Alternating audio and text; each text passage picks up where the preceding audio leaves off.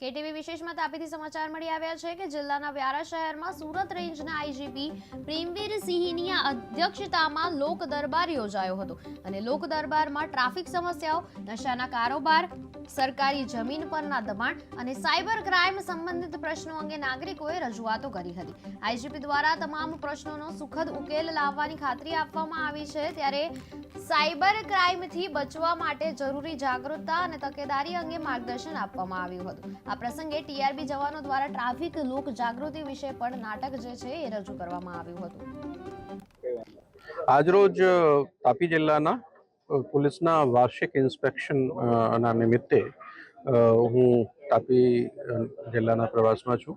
આજે સવારે અમે વાર્ષિક ઇન્સ્પેક્શન પરેડનું નિરીક્ષણ કર્યું હતું।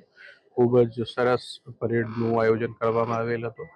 અત્યારે તાપી જિલ્લાના તમામ સામાજિક આગેવાનો સાથે ચર્ચા કરવામાં આવી। આ લોક સંવાદમાં તાપી જિલ્લાની જે પોલીસથી સંબંધિત સમસ્યાઓ છે એ સમસ્યાઓ બાબતે મને ચર્ચા કરવામાં આવી।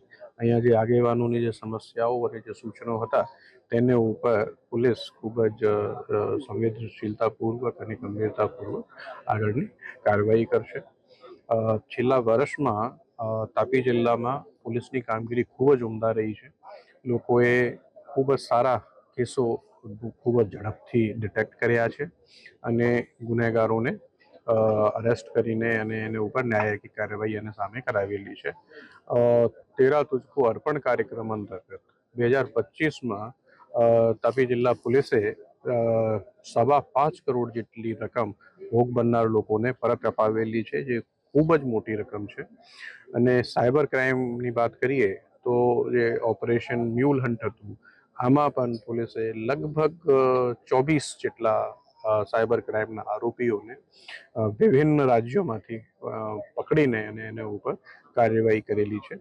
તો જે તાપી જિલ્લા પોલીસ છે એ તમામ પહેલુઓ ઉપર કામ કરીને અને જિલ્લામાં ગુનાખોરીને ડામવા માટે સતત પ્રયત્નશીલ છે। સર, અપીલ સાયબર ક્રાઇમને લઈને જે અપીલ શું કરવા માંગુ છું? ખાસ કરીને સાયબર ક્રાઇમના ગુના વધી રહ્યા છે, તેને લઈને અપીલ શું કરવા?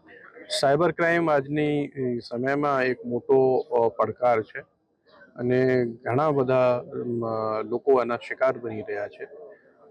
મારી તમામ લોકોને એટલી જ અપીલ છે કે જાગૃત બનો, લાલચમાં નહીં આવો અને કોઈના ભયમાં પણ નહીં આવો, કેમ કે સાયબર ક્રાઇમમાં જે ક્રિમિનલ્સ છે એ અત્યંત લુભાવણી જાહેરાતો કરીને લોકોના ઓટીપી, આ લોકોના બેંક ડિટેલ્સ અથવા અન્ય ગુપ્ત માહિતી મેળવીને એને બેંક એકાઉન્ટ્સમાંથી પૈસા ઉપાડી લેતા હોય છે।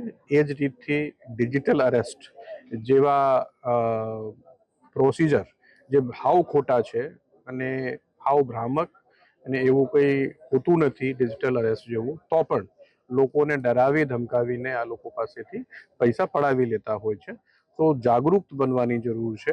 પોતાના મોબાઈલ અને પોતાની જે કમ્પ્યુટર ડિવાઇસો છે એ તમામ ઉપકરણોમાં કોઈ વાયરસ નહીં આવી જાય, કોઈ માલવેર નહીં આવી જાય, એટલા માટે કોઈ પણ અજાણતી વ્યક્તિ પાસેથી જે લિંક મોકલવામાં આવે છે અથવા કોઈ એપ્લિકેશન ડાઉનલોડ કરવા માટેની વાતો કરવામાં આવે છે, તો આવી કોઈ લિંક અથવા કોઈ એવી એપ્લિકેશન પણ ડાઉનલોડ કરવી નહીં, તો આપણે સાયબર ક્રાઇમથી બચી શકીએ।